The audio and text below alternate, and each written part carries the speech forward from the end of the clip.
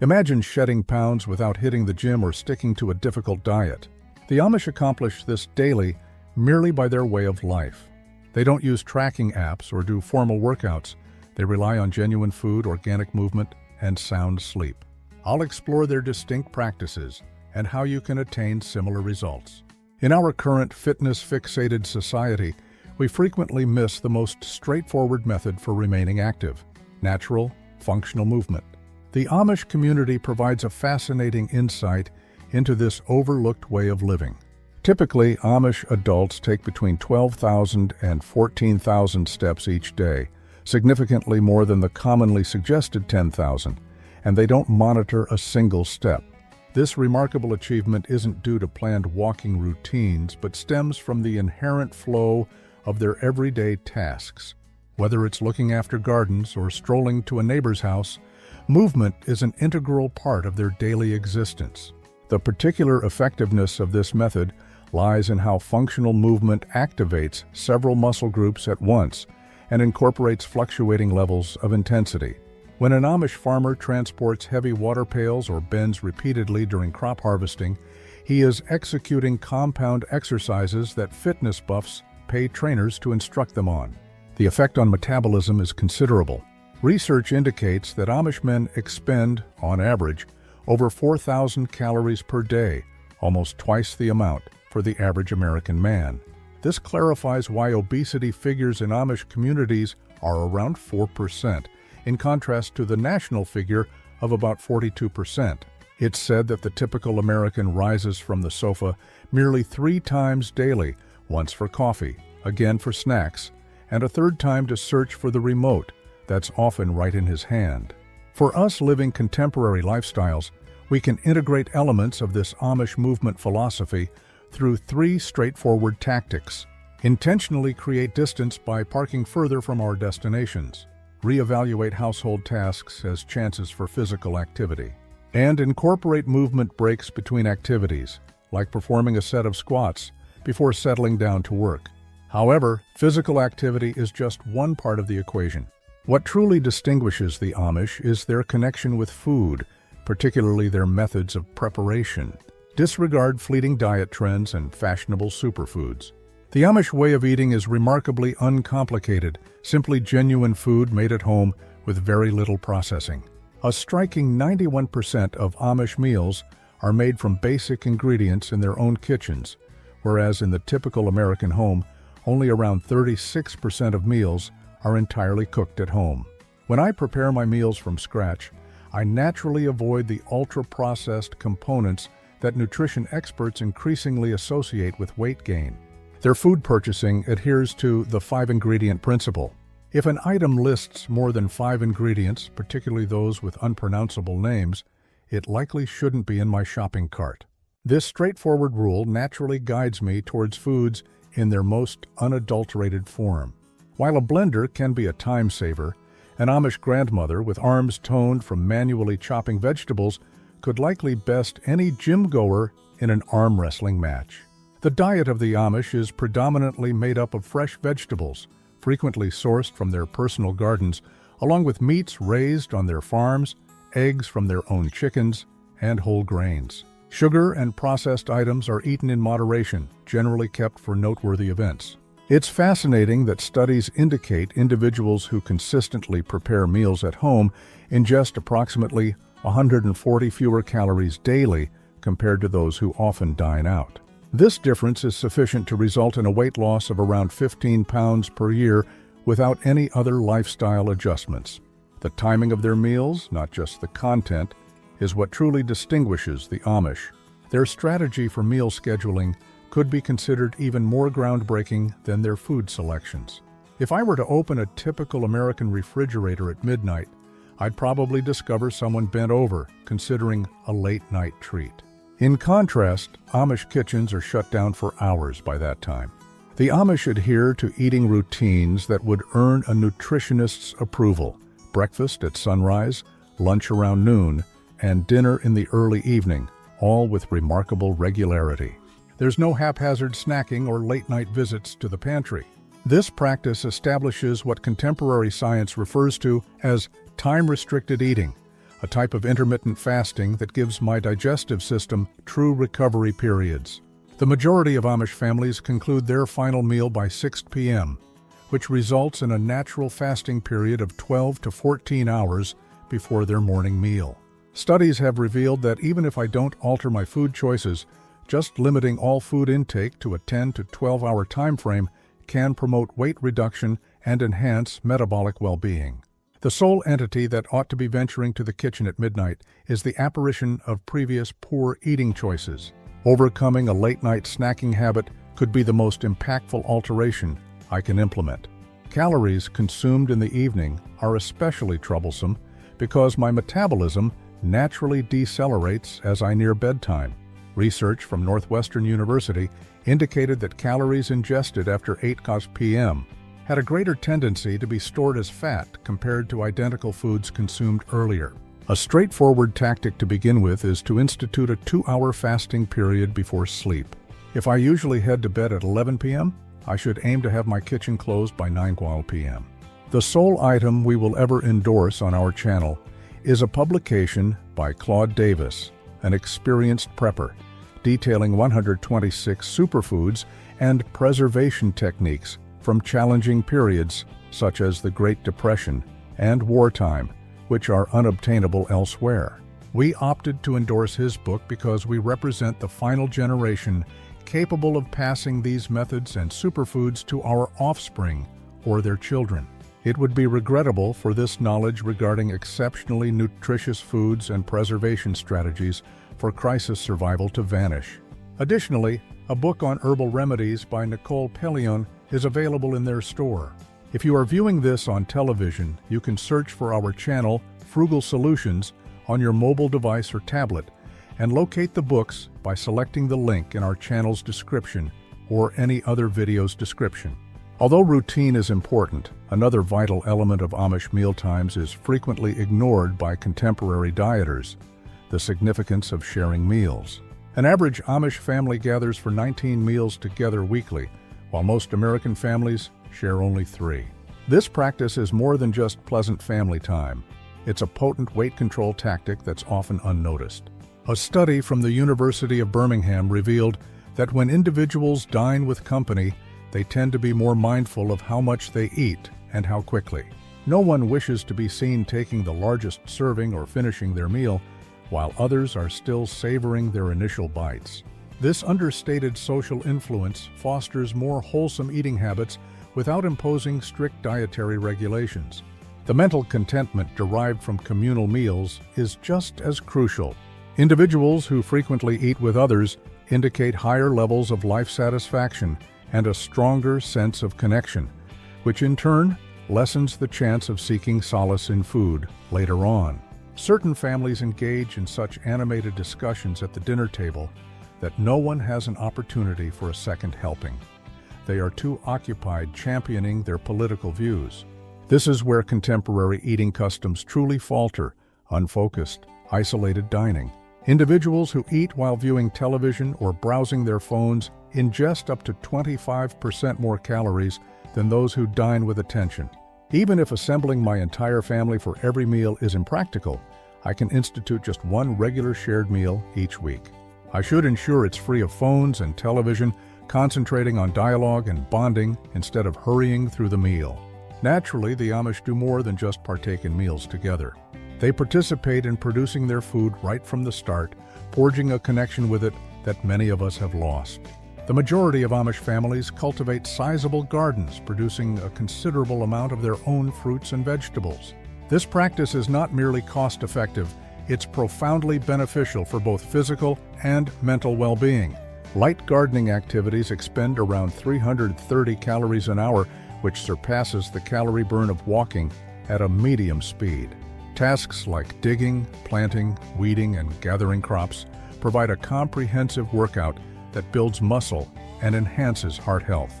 Research from the University of Utah discovered that individuals who garden have body mass indexes, BMIs, that are on average 2.36 points less than those of non-gardeners, a notable variance not solely attributable to diet. The blend of consistent physical exertion and the superior nutrition of home-cultivated produce results in a potent synergy for weight control. The only six-pack I'll develop from browsing garden pictures on the internet will be from chuckling at individuals who spent $64 to cultivate one tomato. I don't require 5 acres of land to reap the rewards of cultivating food. I can begin with a simple herb garden on my windowsill. Basil, mint, and chives demand little room and attention. Fresh herbs do more than just improve the taste of meals. They also aid in lowering salt consumption because their rich flavors lessen the desire for sodium. Even with a compact patio or balcony, container gardening can produce remarkable yields. Cherry tomatoes, leaf lettuce, and bush beans flourish in pots, supplying fresh items all through the growing period. After I've cultivated or bought high-quality ingredients, the subsequent Amish insight becomes vital, grasping how much of that food should actually be on my plate. The Amish inherently follow what nutrition experts currently advise, employing straightforward visual indicators for determining portion sizes instead of meticulously measuring everything. Their meals usually feature moderate servings of protein, meat or beans, more substantial helpings of vegetables, and reasonable quantities of whole grains. Lacking continuous exposure to oversized restaurant servings, their idea of a standard portion stays in sync with their body's genuine requirements. When physical exertion generates true hunger, the body instinctively manages consumption rather than reacting to emotional or situational eating triggers. Contemporary dining establishments offer servings so ample that archaeologists in 3,000 years might mistake our dinner plates for communal serving dishes. An easy way for me to embrace this method is to use my hands as guides for measurement. A portion of protein should approximate the size of my palm, vegetables the size of my fist, and grains or starchy vegetables roughly the size of my cupped hand. This reestablishment of a connection with natural hunger and satiety cues could be the most significant lesson in weight management from the Amish way of life, relying on my body's signals instead of external directives about food quantity. Do I recall my grandparents emphasizing the importance of finishing everything on my plate? The Amish employ a distinct strategy. They excel at portion consciousness without the need for weighing food or inputting barcodes into tracking applications. The Amish plate system is elegantly simple. Half the plate consists of vegetables, frequently fresh from the garden. A quarter is protein, usually raised on their own farms, and the remaining quarter is made up of whole grains or starchy vegetables. This inherent equilibrium is based on generations of dietary knowledge, not contemporary nutritional advice. Nowadays, individuals are so meticulous about calorie counting that they can state the precise number in a single lettuce leaf, yet they might forget their grandchildren's birthdays. What is truly noteworthy is the Amish ability to sustain portion awareness without becoming fixated. Rather than measuring food or figuring out macronutrients, they depend on authentic hunger and satiety signals. Physical work generates real hunger, unlike the cravings born of boredom that trouble many contemporary eaters. When I've been tilling fields from dawn, my body transmits unambiguous, truthful messages. Research from Cornell University indicated that individuals who depend on internal signals to manage their food consumption sustain healthier body weights compared to those who follow external regulations. For those of us who have become disconnected from these innate signals, the Amish hand measurement technique provides a useful substitute. My palm helps determine protein amounts, my cupped hand measures carbohydrates, my thumb gauges fats, and my fist directs vegetable portions. I can begin to regain portion consciousness by adopting a straightforward 5-minute guideline. Pause for 5 minutes after my initial serving before considering a second helping. This short interval permits satiety messages to be processed, frequently showing that I am content with a smaller quantity than I initially believed. Once I've mastered appropriate portions, the Amish perspective on life's sweeter indulgences unveils another weight control insight that challenges standard dietary advice. If I step into an Amish bakery, I'll discover pies, cookies, and cakes that would delight any dessert aficionado. Does this come as a surprise? The Amish do not forgo sweets. Instead, they treat them with reverence. Desserts are considered special, set aside for Sunday get-togethers, communal functions, and festivities, not as daily snacks or routine conclusions to meals. Do I recall a time when dessert was a special occasion and not a breakfast item?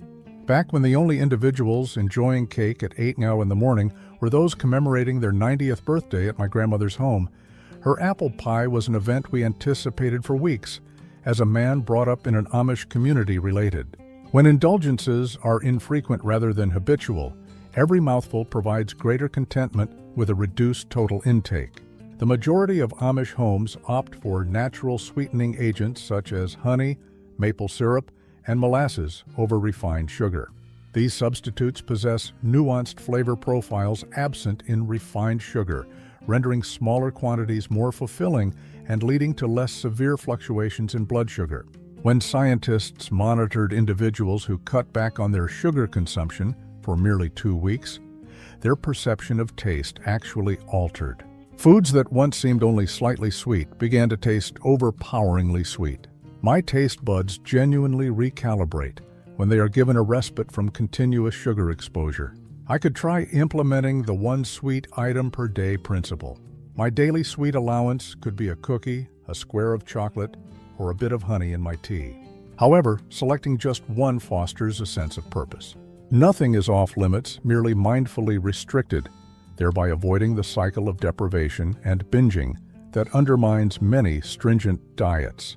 Although my food choices influence my days, the way I rest shapes my nights. And the Amish method of sleeping could be their most effective weight control instrument to date. While many Americans are engrossed in shows late into the night, Amish families are typically asleep by 8:30 or 9 p.m. They awaken with the sunrise, establishing a sleep pattern that harmonizes with natural circadian rhythms. This isn't an outdated practice, it's exceptionally sound from a metabolic standpoint. Research demonstrates that even a single night of inadequate sleep can elevate hunger hormones by 24%. When I'm sleep-deprived, my body produces more ghrelin, the hunger hormone, and less leptin, the satiety hormone, resulting in a persistent hunger that no amount of willpower can conquer. Adolescents often consider 10 p.m. the beginning of the evening, while parents view it as bedtime. Grandparents might be uncertain, having been asleep since 7:30 p.m. The benefits of Amish sleep patterns go beyond merely regulating hormones. Their regular sleep-wake rhythm helps to stabilize insulin sensitivity, which is essential for avoiding the blood sugar variations that trigger cravings. Studies have shown that only 4 days of inadequate sleep can decrease insulin sensitivity by 30%. Their pre-sleep ritual is wonderfully devoid of screens, meaning no blue light exposure to deceive the brain into believing it's still daylight. As night descends, their bodies naturally increase melatonin production, readying them for profound, rejuvenating sleep. In addition to daily repose, the Amish rigorously uphold a weekly day of rest, which acts as a metabolic reset, warding off the chronic stress linked to unceasing activity. This has a direct effect on cortisol levels. Elevated cortisol encourages the storage of fat in the abdominal area. Adopting a sleep schedule inspired by the Amish doesn't necessitate relocating to a farm. I can begin with 3 practices: maintaining regular sleep and wake times, even on weekends, doing away with screens for an hour before sleeping, and ensuring my bedroom is entirely dark. Although adequate rest revitalizes the body, the Amish possess another key to sustaining well-being: traditional food preservation methods that contemporary science now confirms play a substantial role in weight control. If I were to look inside an Amish pantry, I'd see jars filled with sauerkraut, pickles, and various preserved vegetables. These are more than mere storage solutions. They are inadvertent aids for weight management, the benefits of which modern science is only starting to comprehend. While fermentation may seem like a current fad, the Amish have employed these methods for many generations. When cabbage is converted into sauerkraut or cucumbers are turned into pickles, helpful bacteria proliferate, forming probiotic-rich foods directly associated with managing weight. Children nowadays often believe pickles originate from the supermarket. In earlier times, it was common knowledge that they were made from cucumbers that had, humorously speaking, misbehaved. Research featured in the journal Nature discovered that individuals possessing a wider variety of gut bacteria tend to sustain healthier body weights. Fermented foods actively promote this diversity by introducing advantageous bacteria that assist in metabolizing food, lessening inflammation, and affecting hunger-related hormones. The elegance of fermentation lies in its uncomplicated nature. Simple refrigerator pickles need only cucumbers, vinegar, water, salt, and spices. No specialized tools are necessary, just a sterilized jar and about 10 minutes of prep time. The outcome is crisp, tasty vegetables that appease cravings with few calories, all while providing beneficial probiotics. Studies have indicated that individuals who eat fermented foods at least 3 times a week exhibit noticeably distinct gut bacteria compositions. Specifically, within a mere 2 weeks, there are increases in bacterial strains linked to reduced inflammation and improved weight control. For those new to this, I can try an easy recipe for refrigerator pickles. Mix equal amounts of water and vinegar with 1 tablespoon of salt. Pour this mixture over sliced cucumbers along with dill and garlic, then chill for 24 hours. Although all these physical habits aid the Amish in keeping a healthy weight, perhaps their most significant insight is found not in their physical activities, but in their methods of spiritual nourishment. Have I ever found myself standing before an open refrigerator, not truly hungry, yet somehow wishing that food could resolve an inner void I was experiencing? The Amish have, for the most part, avoided this contemporary issue of emotional eating by adopting a fundamentally different perspective on achieving life contentment. We do not consume our emotions, an Amish elder explained to a researcher. We discuss them. Within Amish communities, food serves principally as sustenance, not as a form of therapy or amusement. At the time of television's invention, no one foresaw that its primary role would become providing something for people to view while consuming food for which they felt no hunger. Their embrace of simplicity establishes an inherent defense against stress-induced eating. Possessing fewer material goods and having limited exposure to advertisements means they encounter considerably less of what's known as relative deprivation, that persistent sense that others possess more and superior items. Research from Cornell University revealed that individuals shown luxury advertisements later ate 40% more snack items compared to those who looked at neutral pictures. The understated stress arising from a sense of inadequacy directly prompts eating as a form of compensation.